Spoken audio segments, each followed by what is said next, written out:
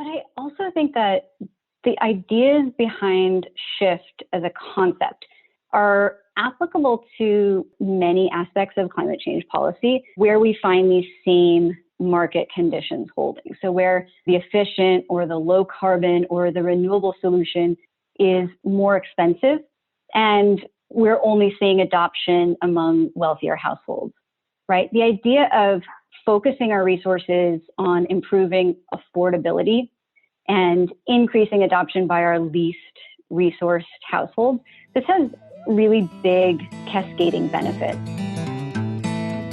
Energy efficiency programs have long relied on the rebate model to motivate folks to buy energy efficient appliances.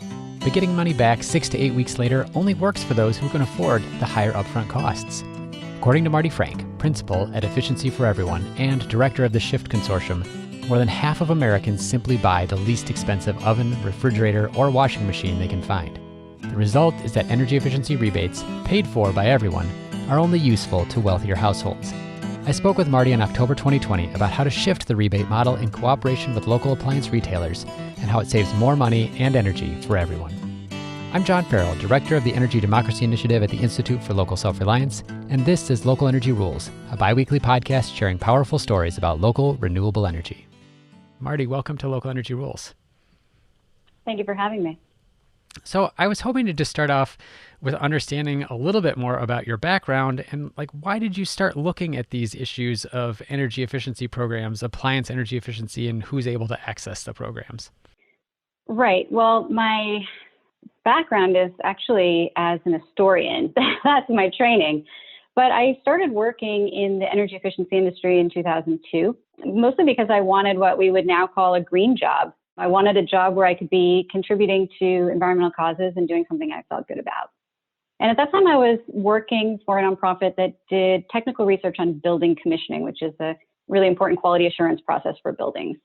And a few years later, around 2008, after I finished my PhD, I switched over and started working as an evaluator. So the evaluators are the people who get called in often by the utilities and even more often by the regulators to examine how well utility energy efficiency programs have gone. And, I was new to the field of evaluation. And so one of the first projects my boss handed me was a study of electronics, plug load products, things that, you plug into the wall, radios, TVs, dehumidifiers. And as typically happens in consulting, you do one project on a topic and the next one comes in on that topic and they hand it to you again. And sure enough, that was something that I developed, I guess, kind of an expertise in. And it was in doing project after project about electronics and appliances that I discovered there was this mystery to be solved at the heart of it. And I kind of got hooked on it to the point where 10 years later, I'm still working on appliances. That's great. Thank you for some of that background. Now, one of the things that you have sort of helped pioneer in this journey that you've been taking on appliance efficiency is to identify new ways to make energy efficient appliances like clothes washers and refrigerators available to everybody. And I'm kind of curious, what was the problem that you needed to solve? What was that mystery? Why can't everyone just buy an Energy Star appliance, for example? I know they've got that label out there. What is stopping people from being able to buy something that's energy efficient? That was the question that we were trying to answer as researchers that kind of unveiled this mystery to us. I mean, why wasn't everybody buying, let's just say, Energy Star refrigerators? The market share of those products was around 50%.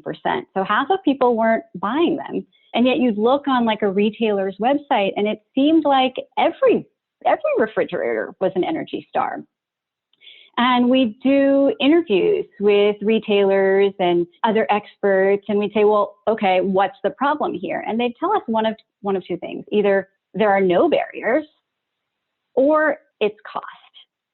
And over the course of that same period, I think I probably did around 100 interviews with manufacturers and looking for specifically technical opportunities, right? One of the things we uncovered was the opportunity to make more efficient voltage regulators, right? And the client got really excited about this idea. But I got something really different out of that research because with the manufacturers, when we were asking where are the opportunities to make things more efficient, sure, they mentioned, right, things like voltage regulators.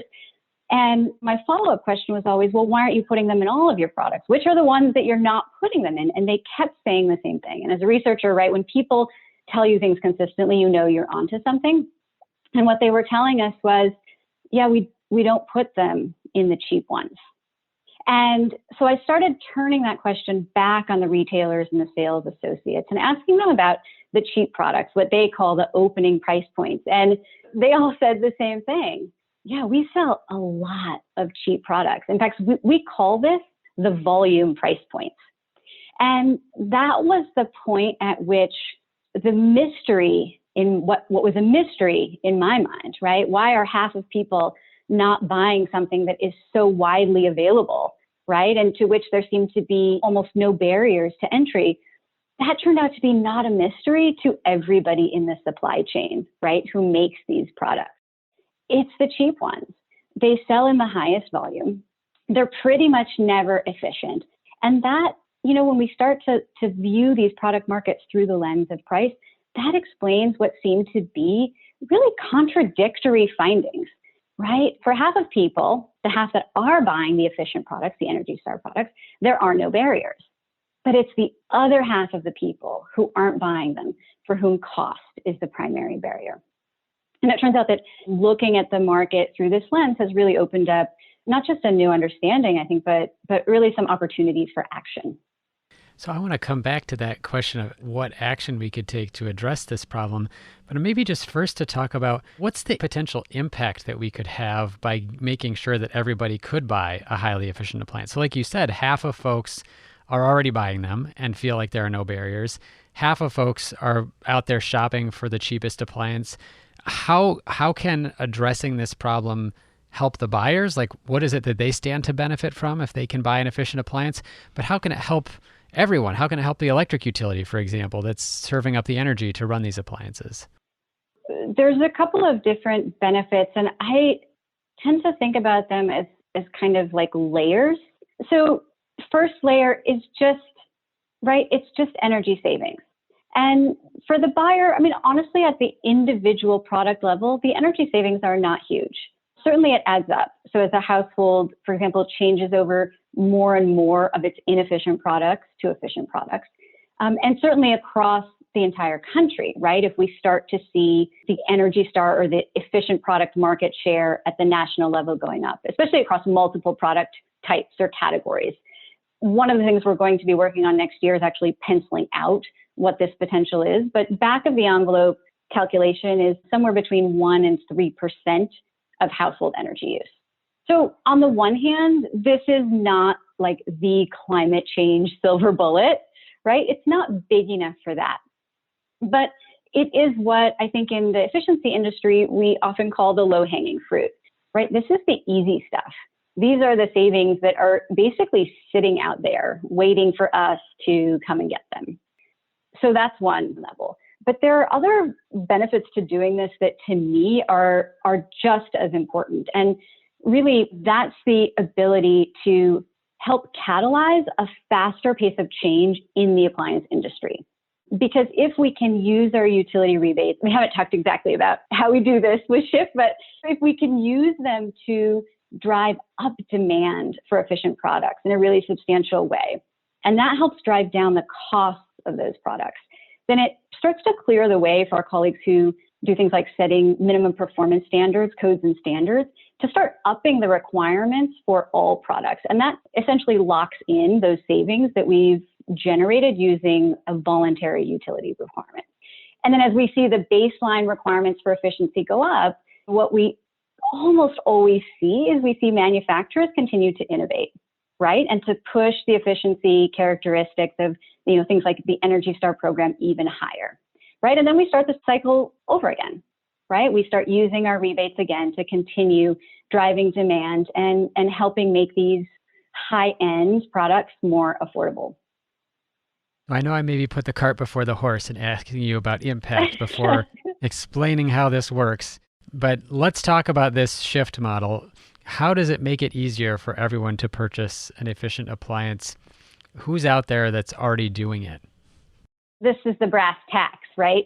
I've mentioned that the key insight that I had as a researcher was that the inefficient products that were still left out there are the cheap ones. And we now know, because of a research project that the Shift Consortium sponsors did, this year, we know who's buying cheap products, right? We know that these households have lower median incomes than people who buy more expensive products.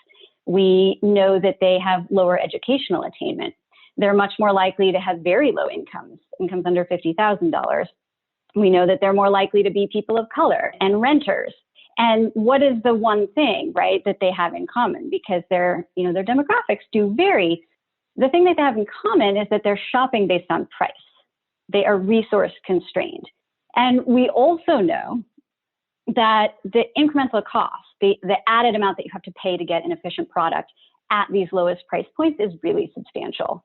And this was one of the biggest mind shifts that I went through when I started working on this is, we had been hearing from people actually in our own, in the energy efficiency industry, like, hey, you can get an Energy Star refrigerator or clothes washer at any price point. It might cost $50 or $100 more, but they're widely available. And it turns out that $50 or $100 is a lot of money for someone who wants to pay $450 or $500 for their appliance. That's a 20% incremental cost. And so the shift that we had to understand was that it wasn't the absolute dollar amount that we needed to be thinking about. It was that proportionate incremental cost. And so with Shift, we're using this understanding of the market to solve the problem that customers are having. And it's quite simply a problem of cost and affordability. So we do a couple of things that are slightly different than what you might see in a more typical rebate program. So the biggest difference with Shift is that we are very, very highly targeted and data-driven. We're using the retailer sales data to understand what baseline efficient models they are selling right now. And then we're identifying a comparable but more efficient product or a set of products. And then we're calibrating the amount of the rebate to the cost difference between the two. We can't always cover all of the costs, and sometimes we've found we actually don't need to cover all of it. The point is that we're trying to allow our most resource-constrained shoppers, our bargain shoppers, to upgrade to Energy Star or to the efficient product without having to pay more. It's important, too, to note that when you talk about like a traditional rebate program, it's not just that you're covering that incremental cost that might be smaller relative to the cost of the fridge. So if I buy a $1,200 refrigerator, maybe my rebate is $50. It's a very small portion of the cost of the refrigerator, but I'm also getting that money 6 to 8 weeks later. I'm not getting the money right there. I'm having to wait for it. And when you're talking about already price sensitive shoppers, the idea of getting that money back as a rebate later is probably not as successful as, for example, offering that money right there at the point of sale. Like you said, you've tailored it to the cost difference, but that's the other piece, is that you're actually offering it right there in terms of the actual price that person pays at the store, right? Yes. So we work directly with the retailers so that at the point of sale, at checkout, that dollar amount is taken off. And then the utility essentially trues up or pays back the retailer on a regular basis. So you're not waiting around and hoping, right, that your application was processed and that the check didn't get lost in the mail. But the other thing, John, honestly, is if you're paying $1,200 for a refrigerator, you're not going to get a Shift incentive. Because if you're paying that much, then there is no incremental cost to you for efficiency. And in all reality, you probably can't find a product or a refrigerator that is not efficient. When we started doing this work and for the first time kind of disaggregating the retail product assortments and looking at them not just as a whole, but by price point, the chart that you can draw is kind of astounding, right? Because you see, once you get to even just the mid-tier price points, which right now are around $600, $700, $800, the vast majority of the products out there, 70, 80% of them are already Energy Star. They're already efficient. But if you're down at the lower price points, we're talking at something like, 20%, maybe 30% of products. And so for these shoppers coming into the store, if you want to pay under $600, you've got maybe 5 models to choose from, if that. And you're going to be lucky if even one of them is efficient. It's the other problem that we are addressing with Shift. So I've talked about the affordability problem. And that is what we're addressing with the instant or the point of sale rebates in retail stores. But there's another problem. It's a much bigger problem. It's a much harder problem to solve. And the problem of affordability is kind of intertwined with this other problem of availability, right? So there are very few low-priced, efficient products out there for people to buy. And if you want to talk about like super efficient products, you will not find them at the lowest price points at all. And those two things are really closely related. So I have been referring to it as a vicious cycle. You could think about it also as a negative feedback loop. So, it's hard to say where it starts and where it ends, but low cost, efficient products are more expensive. And because they're more expensive, there's very little demand for them. Very few people buy them. And because there is very little demand for them, very few of them get designed and manufactured. And because the production is so low, that per unit cost is higher, right? And those things kind of continue to reinforce one another.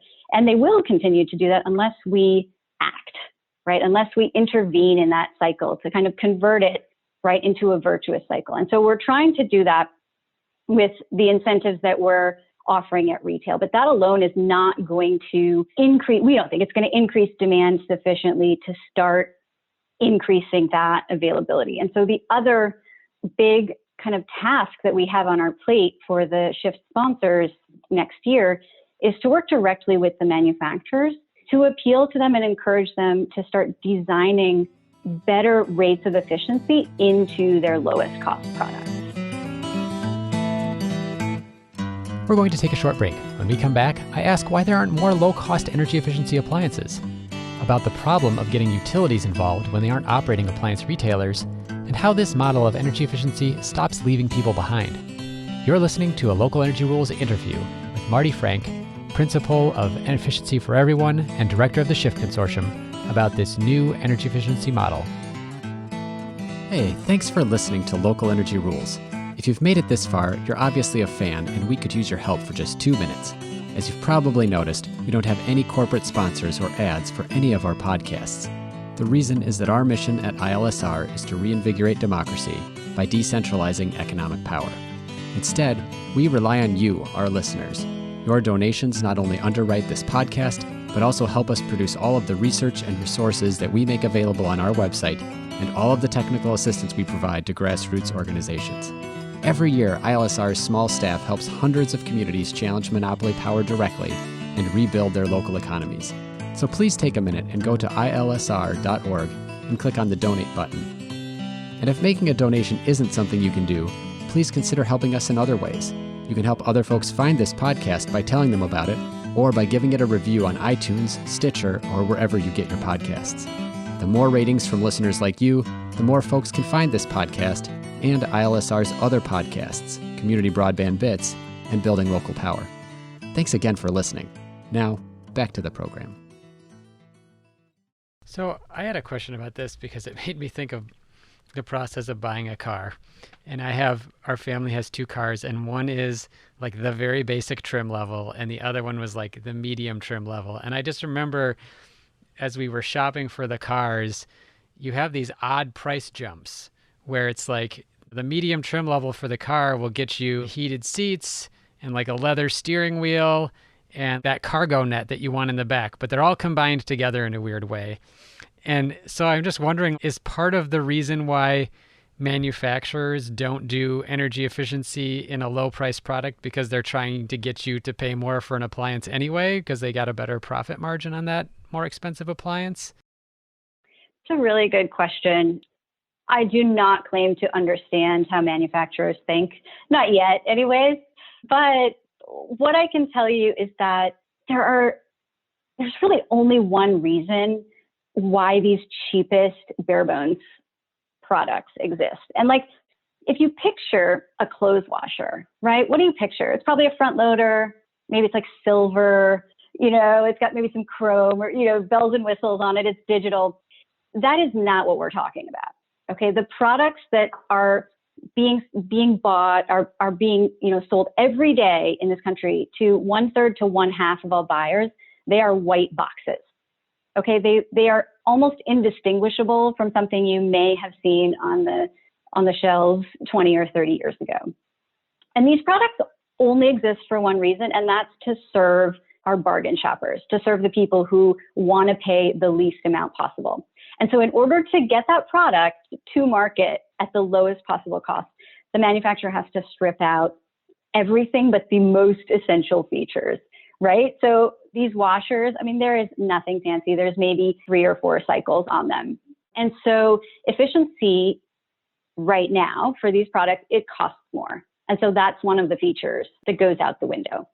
It's also true that our lowest cost efficient products could probably be even lower cost if we were able to convince the manufacturers to leave out a couple of the bells and whistles that they also add in. So a perfect example of this is refrigerators. When you jump up from your kind of bare bones top freezer fridge to your Energy Star version, you also upgrade from wire shelves to glass shelves. And kind of like what you're talking about with the heated seats, maybe you don't really want the glass shelves, but you're essentially forced to pay for them as well as for the efficiency. And that's one of the things that we are going to begin advocating with the manufacturers about, right? Mm-hmm. Put in the efficiency, leave out the glass shelves. This is such a fascinating experience for me thinking about the products in my home. Because when you said think of a clothes washer, I'm thinking of the one that's in my house that was here when we moved in. And it's the white box. Like that's what they owned. And that's what I still wash my clothes in. And it's what I've always had. I've never had a front loading washer. And it's sort of funny to think about like, I don't even know what I do with all those extra features because all I need to do is wash clothes. And so if they had a really energy efficient model that did that, great. That's what I'd go for. It's really interesting. Yeah. And obviously a very complex problem. I'm so glad that you're working on it. I was hoping you could also talk about, you're talking about these issues with the manufacturers trying to figure out how to work with them to get the efficiency features in the lowest cost appliances so that they can serve the population, the bargain shopping folks.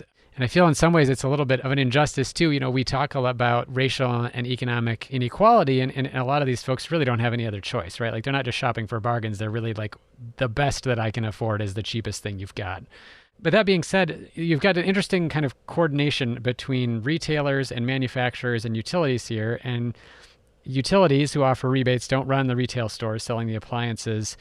What barriers in implementation have you found, or what roadblocks or things that you have to work through are important for program administrators to consider in terms of overcoming as they try to implement this? So let's say they have the money, the utilities game to do this. You've got an appliance that you've identified. What else do you have to make sure works so that when folks come into that store, they actually leave with that efficient appliance? I mean, it's not easy, right? This is not like a energy efficiency savings vending machine. It takes a lot of work, but it's all the same things that a utility or another program sponsor is going to run into anytime they do a retail-based program. And now with COVID, multiply that times 5. So with us, because this is so highly targeted, each retailer is different. They sell a different product mix. They have different rules about what can happen in their stores, what they're willing to do. So you have to be a bit flexible, right? This is not a one-size-fits-all approach. Retailers are fickle. They change their minds and they change their policies. They change their assortments. And so we have to be able to adapt to that as quickly as possible. And that's, I think, really where we want to be working is not just with the retailers, but also much further upstream with the manufacturers and with the component suppliers. It reminds me a little bit of how utilities have been doing like LED bulb rebates that are like built into the price. You go to the store and when you shop for an LED bulb, the price already incorporates the rebate. You can see it on the tag at Home Depot or Ace Hardware or whatnot. But it's like 17 times more complicated because you're not just buying a light bulb that screws in. You're thinking about all of these different pieces. I worked retail sales for a while. Some people are on commission and some people aren't on commission. So that impacts the way that they do it. Products are coming and going. Products can be exclusive to a certain retailer. I can't even imagine trying to sort all of that out in an efficiency program. No, it's true. It's true. I mean, doing this type of work is absolutely complicated.